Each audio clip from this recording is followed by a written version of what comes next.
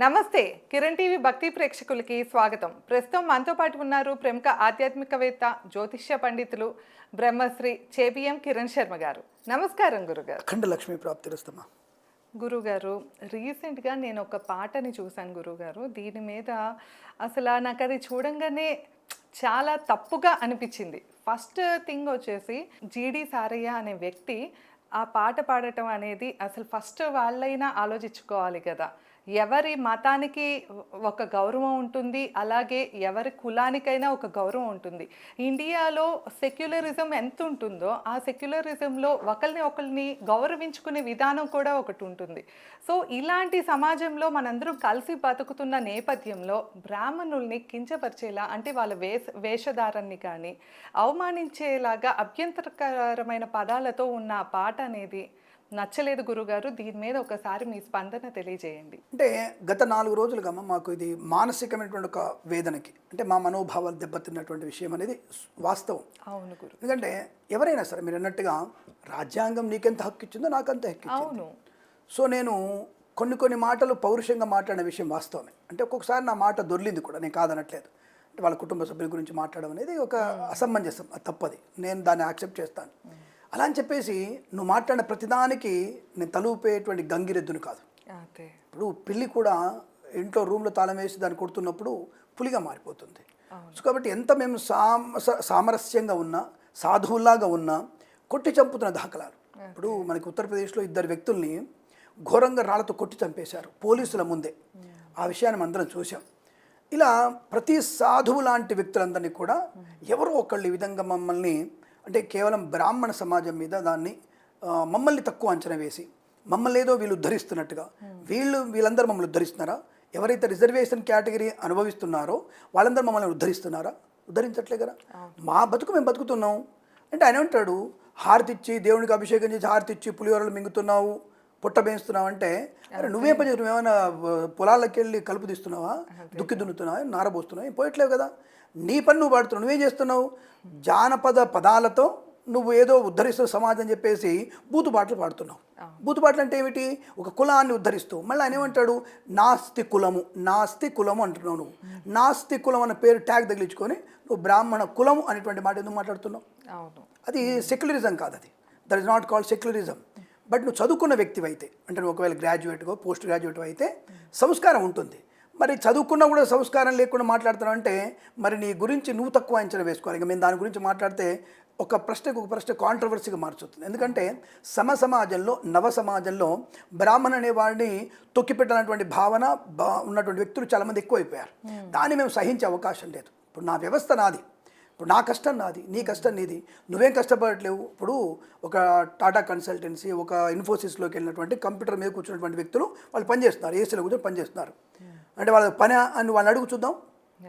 ఎందుకు అడగను? దానికి ఎందుకు అడగలేవు? నువ్వు ఒక కలెక్టర్ ఆఫీస్లో కలెక్టర్ గారు కూర్చున్నారు, ఆయన పనే? ముఖ్యమంత్రి పనే? ముఖ్యమంత్రి ఏం పని చేస్తాడు? ఆయన అలసిపోతున్నాడు ఆయన అన్న? అంటే దాన్ని కూర్చొని 4 మాటలు మాట్లాడి సంతకాలు పెడితే అలసిపోయినట్టేనా? గవర్నర్ గిరి ఏమైనా అలసిపోతున్నాడా? లేకపోతే ద్రౌపది ముర్ము రాష్ట్రపతి గారు అలసిపోతున్నారా? లేదా ఇంకేమైనా అలసిపోతున్నారా? చెప్పండి నాకు ఆ విషయం. వాళ్ళ గురించి మాట్లాడవే. ఇప్పుడు ఒక రెడ్డి, ఒక అమ్మ, లేకపోతే ఇంకొక వేరే గురించి, ఒక ముస్లిమ్స్ గురించి లోపల కూర్చొని నమాజ్ చేసుకొని మదర్సాలలో పాఠాలు పోయేసరికి వాళ్ళ గురించి మాట్లాడను. వాళ్ళు మంచివాళ్ళ అంటే దాని చెడ్డోళ్ళ, నా భావన వాళ్ళ చెడ్డోళ్ళని అర్థం, మదర్సాలను చెడ్డోళ్ళని అర్థం. ఎందుకు మదర్సాల గురించి ఎందుకు మాట్లాడుతారు సార్? కాంట్రవర్సీ అవుతుందంటే కనబడినటువంటి ముస్లిమ్స్ అందరూ కూడా చెడ్డవాళ్ళే ఉన్నారు. వాళ్ళంతా చెడ్డవాళ్ళే ఉన్నారు. అంటే వాళ్ళు మంచి వాళ్ళు మదర్సాలలో మంచి పని చేస్తే చెడ్డవాళ్ళకి ఎందుకు కనబడతాను నీకు? అదే విధానం నా దగ్గర తీసుకొస్తే, ఆ తత్వం నా దగ్గర తీసుకొస్తే నాలో ఉన్నటువంటి వ్యక్తులు బ్రాహ్మణులు ఎవరన్నా చెడ్డవాళ్ళకి కనబడ్డారా? కానీ చూపించు నాకు. I want witness. నువ్వు నోటిగా మాట్లాడేది కుదరదు నాకు. విట్నెస్. రెండవది, క్రిస్టియన్స్లో దొంగ పాస్టర్లు చాలామంది ఉన్నారు. ఏంటది? అది ఓం చెప్ నీకు గర్భం వచ్చేసింది అంటాడు. ఉఫ్ గర్భం పెట్టొస్తుంది. అలాంటి విషయమే బ్రాహ్మణులు కూడా దొంగలు ఉన్నారు, యాక్సెప్టెడ్. దరిద్రులు ఉన్నారు. దరిద్రం అంటే ఏమిటి? మద్యపానం చేసి అక్రమ సంబంధాలతో జనాల్ని హింసించే వాళ్ళు, దొంగ జాతకాలు చెప్పి దొంగ పనులు చేసి ఇగో ఇలా నీ జాతకాలను ఉంటే చచ్చిపోతావు అని చెప్పేసి భయపెట్టి తప్పులు చేసే వ్యక్తులు కూడా ఉన్నారు. లేరని అనట్లేదు, అందరిలో ఉంటారు. కానీ ఒక కులాన్ని కానీ మతాన్ని కానీ పాయింట్ అవుట్ చేసి చెప్పటం అనేది విమర్శించే తప్పు హక్కు కదా. నీకు లేదంటాను. అది మనుషుల్ని విమర్శించచ్చు కానీ కులాన్ని కాదు కదా. అసలు కులాన్ని మనుషులు విమర్శించకూడదు. నువ్వు నీ జీడి సారయ్య లేకపోతే ఇంకో రమణ కానీ ఎవరైనా సరే మీరు ఈ కులం మీద నువ్వు పడి ఏడవాల్సిన అవసరం లేదు. నీ కులం గురించి ఏమైనా మాట్లాడితే అనుకోవచ్చు, నీ కులం గురించి మత గురించి మాట్లాడి ఎవడైనా బ్రాహ్మణుడు ఎప్పుడైనా మాట్లాడా? మాట్లాడలేదు. కాబట్టి ఇటువంటివి మేము ఎట్టి పరిస్థితులు యాక్సెప్ట్ చేసే అవకాశం లేదు. తప్పకుండా ఆ వ్యక్తి ఎప్పుడు వాడినాడు పాడడానికి అనవసరం. దాని తప్పకుండా సారయ్య అనేవాడు క్షమాపణ చెప్పాల్సిందే, రాసినటువంటి వాడు క్షమాపణ చెప్పాల్సిందే. ఒకవేళ అలా నేను మాట్లాడిన మాటలు కూడా తప్పు దొల్లిందని మీరు అనిపిస్తే నేను వీళ్ళ క్షమాపణ చెప్పిన తర్వాత నేను క్షమాపణ చేయడానికి సిద్ధంగా ఉంటాను. దీనికి సత్యం నేను ఒక తప్పు చేసిన తర్వాత తప్పని ఒప్పుకోవడానికి కూడా ధైర్యం ఉండాలి. అవును, మీరు ముందే ఫస్టే చెప్పారు. సో కాబట్టి దాని గురించి మీరు తప్పకుండా మీరు క్షమాపణ చెప్తే నేను ఏదన్నా మీ వల్ల మీరు మనోభావాలు దెబ్బతిన్నట్టయితే నేను కూడా క్షమాపణ చెప్పడానికి సిద్ధం. ఎప్పుడు సారయ్య క్షమాపణ చెప్పిన తర్వాత, రమణ క్షమాపణ చెప్పిన తర్వాత దీన్ని ఉపేక్షించే అవకాశం లేదు. సారీ చెప్పాల్సిందే. నువ్వు ఇంకోటి నీ కులం గురించి కాదు, నీ కుటుంబం గురించి కాకుండా ఎవరి గురించి మాట్లాడలే. సో వేరే ప్రౌడ్ టు సే దట్ అమ్మా. ఇప్పుడు నేనున్నా, వేరే కూడా నాకు అవసరం లేదు. నేనున్నాను. నేను ప్రభుత్వం నుంచి, తెలంగాణ ప్రభుత్వం నుంచి కానీ ఆంధ్ర ప్రభుత్వం నుంచి కానీ ఏ ఒక్క రూపాయి కూడా నేను లబ్ధి పొందటం లేదు. రోడ్డు మీద తిరగట్లేవా? రోడ్ ట్యాక్స్ కడుతున్నాను. భోజనం చేయట్లేవా? రైస్కి ట్యాక్స్ కడుతున్నాను, పాలకి ట్యాక్స్ కడుతున్నాను, నేను ఉండే ఇంటికి ట్యాక్స్ కడుతున్నాను, నేను తెచ్చుకునే సంపాదనకి జిఎస్టీ కడుతున్నాను, నాకు వస్తున్నటువంటి 10 రూపాయల్లో జిఎస్టీ కడుతున్నాను. నాకు డబుల్ బెడ్రూమ్ ఫ్లాట్లు లేవు, నాకు తెల్ల రేషన్ కార్డు లేదు, గులాబీ రంగు రేషన్ కార్డు లేదు, నాకు ఉచిత పథకాలు లేవు. నా కూతురికి రిజర్వేషన్ కేటగిరీలో 100 రూపాయలు, నేను 1000 రూపాయలు కనుక ఫీజు అంటే 1000 రూపాయలు కడుతున్నాను. నాన్ రిజర్వేషన్ కేటగిరీలో ప్రౌడ్గా ఉన్నాను చెప్పుకుంటాను నేను ఖచ్చితంగా. కాబట్టి ఈ విషయంలో మీకు నేను వెనకడికి వేయట్లే. I'm ready to stable on the my words. నేను దాన్ని నిలబడ్డాను ఖచ్చితంగా. దీని మీద బ్రాహ్మణ సంఘాలు ఏమంటున్నాయి? ఇప్పుడు అందరూ ఏమంటారంటే, మీరు చాలా మంచి ప్రశ్న, మీలాంటి వాళ్ళు చాలామంది అడిగారు ప్రశ్న నన్ను. ఎందుకు వాళ్ళు స్పందించారంటే ఏనుగు పోతుంటే కుక్కలు మరుగుతుంటాయి, దాని గురించి మనం పట్టించుకోవద్దు అన్నటువంటి మాట మాట్లాడతారు. నేనేమంటారంటే వీధి కుక్కల్లా పెరిగిపోతూ ఉంటే మన ప్రాణానికి ప్రమాదం ఏర్పడుతుంది అంటాను. కాబట్టి అంటే వీధి కుక్కలు చేసినటువంటి ప్రమాదం ఎలా ఉంటుందో ఇలా అడ్డమైన ప్రతి ఒక్కళ్ళు బ్రాహ్మణ సమాజం మీద మాట్లాడేటువంటి భావం అనేది మళ్ళీ ప్రమాదం నెట్టేస్తుంది, కామన్ కింద అయిపోతుంది. అది అంటే పడతారులే అనేటువంటి రెస్పాండ్ అవ్వకపోతే అట్లానే అయిపోతుంది. ఇప్పుడు కొంతమంది బ్రాహ్మణ సోదరులు దానికి నన్ను పిలిచి నా గురించి సపోర్ట్ చేయడానికి సిద్ధంగా ఉన్నట్టుగా ఇప్పుడే నాకు వార్తలు వస్తున్నాయి. తప్పకుండా నేను వాళ్ళ సపోర్ట్ కోసం కాదు, నేను స్టాండ్ పైన సింగిల్గా ఉన్నాను. ఏదో డైలాగ్ ఉంటుంది కదా, సింగిల్ సింహంగా వస్తారని చెప్పేసి. నేను సింగిల్గా వస్తాను, నాకేం బాగాలేదు. బట్ నేను చదువుకున్నవాడిని. నేను అటు ఇంగ్లీష్ చదువుకున్నాను, సోషాలజీ చదువుకున్నాను, నేను ఎల్ఎల్బి చదువుకున్నాను. నేను చదువుకుని చెప్పట్లేదు, చదువుకున్నా. అయినా సరే వృత్తిగా పురోహితంలో గర్వంగా గౌరవంగా బతుకుతున్నాను. నేను తప్పు మాట్లాడలేదు. ఒక చాకుల ఇంటికి వెళ్తాం, ఒక మంగళ ఇంటికి వెళ్తాం, పురోహితానికి, ఒక గృహప్రవేశానికి ఎస్టీ ఇంటికి వెళ్తాం. బట్టి విక్రమార్క ఎవరండి? ఆయన ఏ కులం? తప్పుగా అనుకోవద్దు మళ్ళీ. ఆయన ఏ కులం? ఆయన ఏదో మిత్రత మీరు అనుకున్నటువంటి తక్కువ జాతి కులం మీరు అనుకుంటారేమో. ఆయన ఒక స్థాయిలో ఉప ముఖ్యమంత్రి. ఆయన ఇంటికి ఆశ్రయానికి వెళ్ళాం, 100 మంది బ్రాహ్మణులు వెళ్ళాం. అది నేను మీ వీడియో చూపిస్తా కావాలంటే. విట్నెస్ ఉంది నా దగ్గర. ద్రౌపది ముర్ముకి పూర్వకు కలిసి పట్టాం మేము.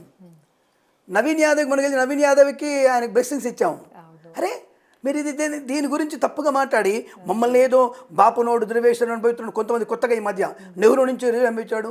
Now is the present situation the government of ఇండియాకి ఫస్ట్ ఉమెన్ ఎవరంటే ద్రౌపది ముర్ము. ఆవిడని గౌరవిస్తున్నాం మేము. గిరిజన మహిళ, ఎస్టీ.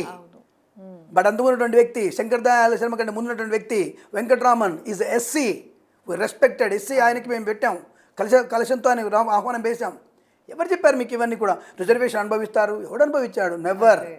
అసలు నా క్యాడర్లోకి నువ్వు ఇప్పుడు ఎలా ఉందంటే సమాజం ఎలా అయిపోయిందంటే, ఈ మధ్య కొత్తగా వింటున్నాను నేను, కొత్త వాళ్ళు వచ్చేసి ఇప్పుడు ప్రైవేట్ జాబ్లలో కూడా మాకు రిజర్వేషన్ కావాలి అంటే ఇప్పుడు దానికి ఇక రిజర్వేషన్ అనేటువంటి పదానికి ఇక మారిపోయి అంటే జులుం అయిపోయింది. ఇది మనకు ఒక మీరు గుర్తు లేదో, మనకి తెలంగాణ ఉన్నప్పుడు మా ఊరు అనే ఒక సినిమా ఉండేది. మా ఊరు నువ్వేందిరో నువ్వు జులుమేందిరో రజాకార్ కంటే నువ్వు అనేటువంటి ఒక పాట ఉంటుంది. ఆ పాటలో అదే చెప్తారు. అంటే కొద్దిగా దురాక్రమణకు గురయ్యేటువంటి అవకాశం వచ్చేసింది. దెన్ ఇక్కడ ఏమవుతుంది అప్పుడు హిందూ సమాజం అనేది ఇలా ఒక్కొక్క కులాన్ని కనుక నువ్వు మాట్లాడుతూ వెళ్తుంటే హిందూ సమాజం అనేది, హిందూ ధర్మం అనేది నాశనానికి కలుగుతుంది. ఇది బ్రిటిష్ వాడు వచ్చినటువంటి ఒక మొలక, అది మహావృక్షమే కూర్చుంది. ఇప్పుడు దాన్ని కుక్కటి వేలతో పెకిలించాల్సిందే. ఈ రిజర్వేషన్ అటువంటి కేటగిరీని పెకిలించాల్సిందే, నో డౌట్. ఎవరికైతే విద్వత్ ఉందో, ఎవరికి విజ్ఞానం ఉందో వాళ్ళు ఉండాలి. ఇప్పుడు అంటారు కొంతమంది ఏంటంటే మీరు మంత్రాల్లో కూడా ఇవ్వండి. రైట్, ఓకే, మంత్రాల్లో కూడా చదువుకోవడానికి ఎగ్జామిషన్ మీకు ఉంది, రమ్మండి చెప్తున్నాను నేను రమ్మని చెప్తాను. ఇప్పుడే రమ్మని చెప్తున్నాను నేను పాఠశాలలో మీకు పాఠం చెప్తాను, రండి. ఎట్లా రావాలి? మీరు 10 ఏళ్ళు ఫస్ట్ మీరు ఈ యొక్క మీ విధానాన్ని మార్చుకోండి. ఇప్పుడు ఒక ఐఏఎస్ ఆఫీసర్ అంటే ఏం చేయాలి మనం? ఐఏఎస్ ఆఫీసర్ అంటే ఏం చేయాలి? ఢిల్లీకో వెళ్ళి, హైదరాబాద్కో వచ్చేసి, బెంగళూరుకో వెళ్ళి ఒక దాంట్లో నువ్వు అది తీసుకోవాలి, ట్రైనింగ్ తీసుకోవాలి, చదువుకోవాలి. తర్వాత నువ్వు కలెక్టర్ అయిన తర్వాత ఏం చేస్తారు?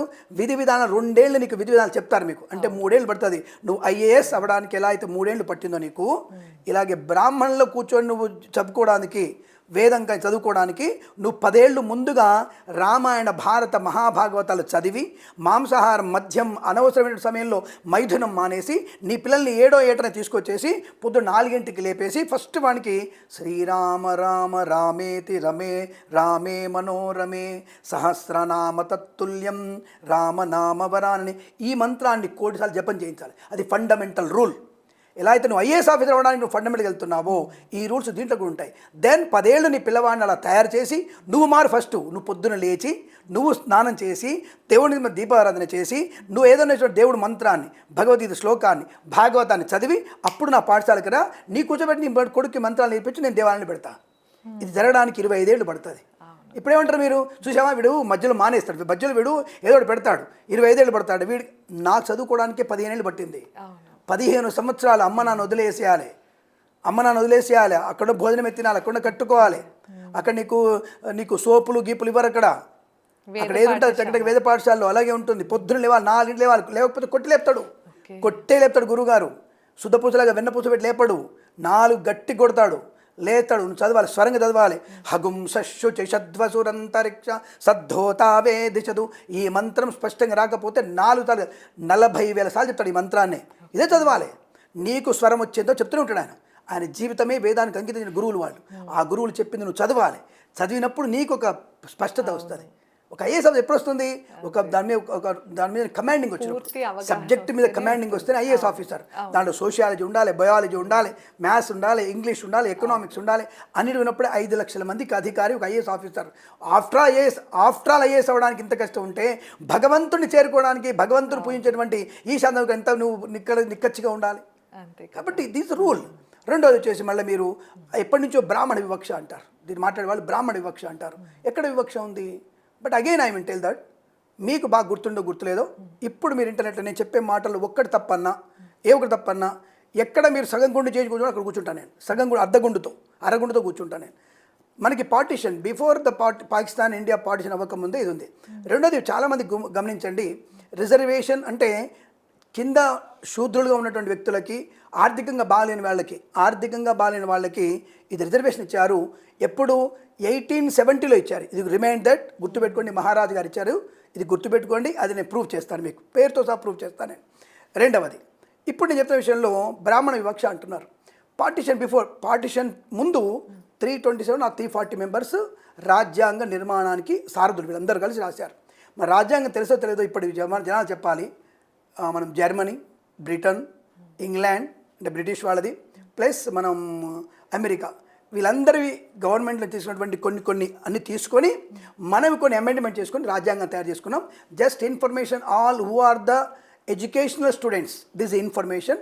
ఇది తప్పని ఎవరైనా ప్రూవ్ చేయండి, నేను మాట్లాడతా విషయం గురించి. ఇది రెండవది. ఇక మనం రిజర్వేషన్లకు వద్దాం. డాక్టర్ బిఆర్ అంబేద్కర్ పేరు భీమ్రావ్. బిఆర్ అంటే Bhimrao, is not Ambedkar. Ambedkar is a Brahmin. Ambedkar is a Brahmin. ఇది age of 8 years.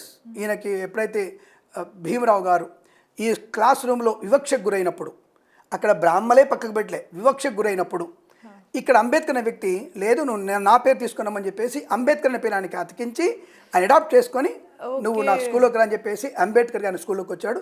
This information you go and search in the రాజ్యాంగ బుక్లో ఉంది విషయం. రెండవది, అంబేద్కర్ చేసుకున్న రెండవ భార్య ఎవరండి? బ్రాహ్మణ స్త్రీ. అంబేద్కర్ రెండవ భార్య బ్రాహ్మణ స్త్రీ. ఇక్కడ మిగతా ఇప్పుడు మనం చూద్దాం. రాజ్యాంగ నిర్మాణం అయిన తర్వాత ఈయన డ్రాఫ్టింగ్ కమిటీ చైర్మన్. మళ్ళీ ఒక దొంగ ఏంటంటే, నువ్వు అంబేద్కర్ని తీసుకొచ్చి తేనెపట్టు కలుపుతున్నావు అంటాడు. తేనెపట్టు పిండడం కూడా నాకు తెలుసు. నాకు తేనెపట్టుని ఎలా పిండాలి, తేనె ఎలా తీసుకోవాలో కూడా తెలుసు నాకు. ఆ విషయం గమనించుకోండి. ఇక్కడ డ్రాఫ్టింగ్ కమిటీ చైర్మన్లో 7 members ఉన్నారు, ఓన్లీ 7 members. దానికి మాత్రమే బిఆర్ అంబేద్కర్ గారు, భీమరావు గారు చైర్మన్. 7 మందిలో the perfect information about all the viewers are Kiran TV చూస్తున్న వాళ్ళకి, కిరణ్ భక్తి చూస్తున్న వారికి 3 వ్యక్తులు బ్రాహ్మణులు. దాంట్లో 7గురిలో 3 బ్రాహ్మణులు. అంటే ఇక్కడ 7/3 అంటే ద పర్సెంటేజ్ ఎంత 40%. చాలా ఎక్కువ ఉంది. 40%. ఈ 40% ఉన్నటువంటి బ్రాహ్మలు అంబేద్కర్ చైర్మన్ చేస్తారమ్మా. వివక్ష ఉంది అనుకుంటే ఎందుకు మీకు ఇది చేశారు? నాకు ఆన్సర్ కావాలి. నాకు ఫస్ట్ డెఫినెట్గా అయ్యంగార్ బ్రాహ్మణ్స్ అందరు వాళ్ళు అంటే చాలా మడితో ఉండేటువంటి వ్యక్తులు, మరి వాళ్ళు ఎందుకు ఏం చేశారు? దీనికి సమాధానం చెప్పగలిగితే దాన్ని నేను ఆన్సర్ కూడా చెప్పగలిగే ప్రయత్నం చేస్తాను. 299 మంది రాజ్యాంగ నిర్మాణంలో పాలు పంచుకున్న వ్యక్తులలో 77-79 మంది, దాదాపుగా 78-79 మంది బ్రాహ్మణులే ఉన్నారు. Just go and search in the internet. Okay.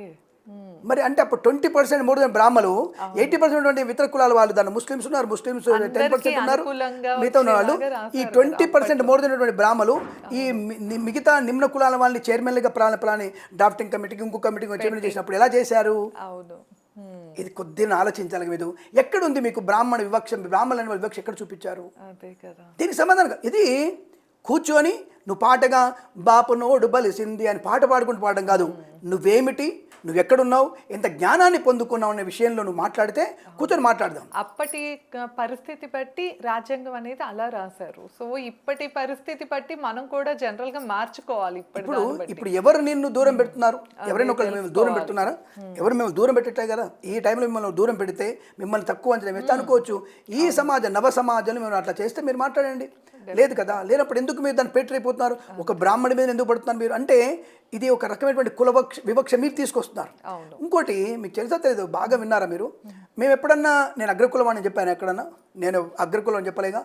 వీళ్ళే అగ్రవర్ణాలు అగ్రకులాలు అగ్రవర్ణ బీజని మీరే మాకు ఒక బిరుదు ఇచ్చేసి అట్ నువ్వు అగ్రకులాలు అని మమ్మల్ని డౌ చేసావు. ఓయ్ నువ్వే పైకి తీసుకొచ్చుకుంటావు, నువ్వే మమ్మల్ని తప్పుపడతావు. ఇది ఎవరు తీసుకొచ్చారా? ఏ ఒక్కడన్నా బాపనతో ఇది అనిపించండి అగ్రవర్ణాల్లో మేము అని చెప్పేసి వాడు అన్నాడో చెప్పండి. మీరే అనుకున్నారు. మీ రాజ్యాంగంలో కూడా రాసుకున్నారు. కొంతమంది తప్పుడుగా రాశారు దీన్ని సెక్యులరిజం అనుకుంటున్నారు. Secularism not a own capability. మిమ్మల్ని మీరు ఏదో ఉద్ధరించడం అనుకుంటున్నారు. సెక్యులరిజం అంటే అనవసరంగా ప్రతి వ్యక్తిని విడదీసి పాలించేది secularism. That is not secularism, perfect secularism. Hindu ధర్మం మాత్రమే గొప్పది, అంతకు మించిన ధర్మం లేదు. ఆ ధర్మంలో వర్ణ వ్యవస్థ ఉంది. వర్ణ వ్యవస్థ మీన్స్ మనకున్నటువంటి తెలంగాణ ప్రభుత్వం అనుకోండి, ఆంధ్రప్రదేశ్ ప్రభుత్వంలో ఎలాగైతే మనకి ఇరిగేషన్ డిపార్ట్మెంటు, ఎలక్ట్రికల్ డిపార్ట్మెంట్స్ ఎలాగైతే మనం విభజించుకున్నామో, ఎలాగైతే మనం క్యాడర్ని విభజించుకున్నామో అదే క్యాడర్గా ఉంది. సో ఒక కలెక్టర్ ఆఫీస్లో అందరినీ ఒకే రకంగా చూడరు, అందరికీ ఒకే రకంగా జీతం ఇవ్వరు. Simple logic.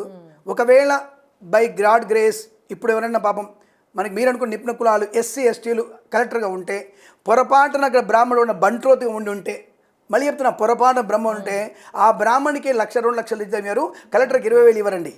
కలెక్టర్కి 2 లక్షల జీతం ఉంటుంది, అక్కడ బంట్రోతున్న బ్రాహ్మణికి కూడా 15,000 ఉంటుంది. స్కేల్ అంతే ఉంటుంది. ఎందుకు తేడా? ఆయనకు 2 కాళ్ళు అందరూ కలెక్టర్ ఆఫీసులో పనిచేస్తున్నారు కదా. కలెక్టర్ ఆఫీసులో పనిచేసే ప్రతి ఒక్కళ్ళకి ఒకే జీతం, ఒకే కుర్చీలు, ఒకే ఏసీ ఉండొచ్చు కదా, ఒకే కారు ఉండొచ్చు కదా. ఎందుకు కలెక్టర్కి వేరు ఉంటుంది, బంట్రోత్కి ఎందుకు వేరు ఉండాలి, డ్రైవర్కి ఎందుకు వేరే ఉండాలి? నాకు సమాధానం చెప్పాలి. నాకు పేరు ఎవరైతే మీరు అనుకుంటారో కేటగిరీలో ఉన్నారు, ఎవరు రిజర్వేషన్ కేటగిరీలో ఉన్న వాళ్ళు, నిన్న I'm not saying that SC ST మాలా మాదిగా చెప్పట్లా, అందరూ కూడా ఈ విషయాన్ని ఎందుకు మీరు ఖండించారు? కలెక్టర్ ఆఫీస్ అందరికీ నాకు ఒకే రకం జీతం కావాలి, తహసీల్దార్ ఆఫీస్ ఒకే జీతం కావాలి, నాకు అన్ని గవర్నమెంట్ దాంట్లో అందరికీ ఒకే జీతం కావాలి. నాకు ఇవ్వగలుగుతారా? ఇవ్వలేరు. మీ తాత తరం కూడా కాదు, మీ ముత్తాత తరం కూడా కాదు అది. That is the reason I'm proud to say yes I'm Brahmin, I'm non reservation cadre Brahmin. I'm not taking any paisa from the government of India, government of Andhra Pradesh, government of Telangana.